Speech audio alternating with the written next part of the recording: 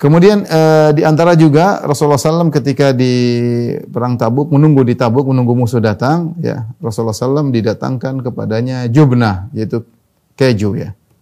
Fa amara bi qat'iha wa akalaha. Rasulullah suruh potong, Rasulullah makan. Abu Dawud meriwayatkan dalam sunannya dengan sanad yang hasan dari Ibnu Umar radhiyallahu anhu qala utiya Rasulullah SAW bi jubnatin fi Tabuk.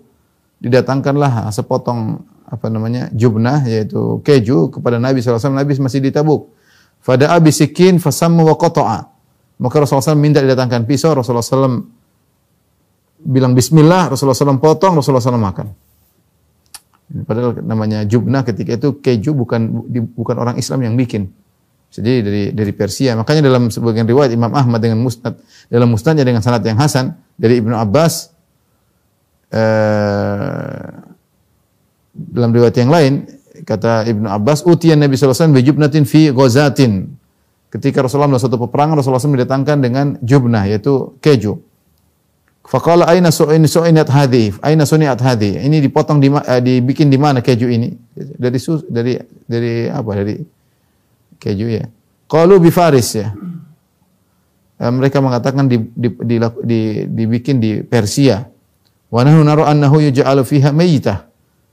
Sepertinya menurut kami, nahnu nura bahwasanya keju tersebut dibuat dari bahan-bahannya dari bangkai karena mereka menyembelih tidak menyebut nama Allah Subhanahu wa taala. Faqala kata Nabi sallallahu alaihi wasallam it'anu fiha bisikkin wadhkuru ismallahi wa kulu. Kita ini potong dengan pisau, bilang bismillah kemudian makan. Bilang bismillah kemudian apa? Kemudian makan. Ya. Ini pembahasan di kalangan para ulama tentang kalau kita pergi ke negeri-negeri seperti kalau Persia saja bisa seperti ini, apalagi kalau kita pergi ke negeri-negeri seperti negeri-negeri Nasara seperti Amerika, Inggris dan semisalnya. Ya kalau dihidangkan makanan ya kita tahu sembelihan mereka sembelihan yang halal ya. Apakah kita perlu tanya ini sembelihnya bagaimana atau tidak? Ini dibahas oleh para ulama. Dibahas oleh para ulama. Sebenarnya mengatakan dilihat zahirnya.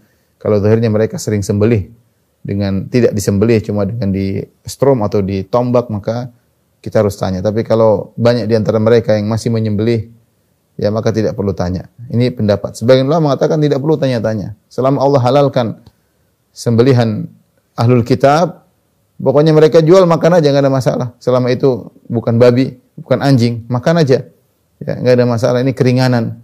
Kecuali depan kita lihat dia ternyata tidak sembelih baru kita tidak makan. Tapi kalau kita enggak lihat hukum asalnya, enggak usah tanya-tanya. Ya, enggak usah tanya-tanya. Ya. Di antara mereka berdalil dengan ini. Saya udah pokoknya kita makan bismillah selesai. Allah alam bisa ada perbedaan pandangan di kalangan para ulama tentang mensikapi makanan yang tidak jelas dari ahlul kitab ya, tidak jelas dari ahlul kitab. Di antara mereka berdalil bahwasanya Yahudi ketika memberi hadiah kepada Nabi sallallahu alaihi wasallam berupa potongan kambing yang diberi racun, Rasulullah tidak tanya-tanya ini cara potong bagaimana, kau bilang bismillah atau tidak. Atau dengan nama Uzair atau tidak, ya Rasulullah pokoknya bismillah makan. Selama itu sembelihan ahlul kitab maka dihalalkan. Wa ta'amul ladzina utul kitaba halal lakum wa ta'amukum halal lahum. Kata Allah, sembelihan ahlul kitab halal bagi kalian.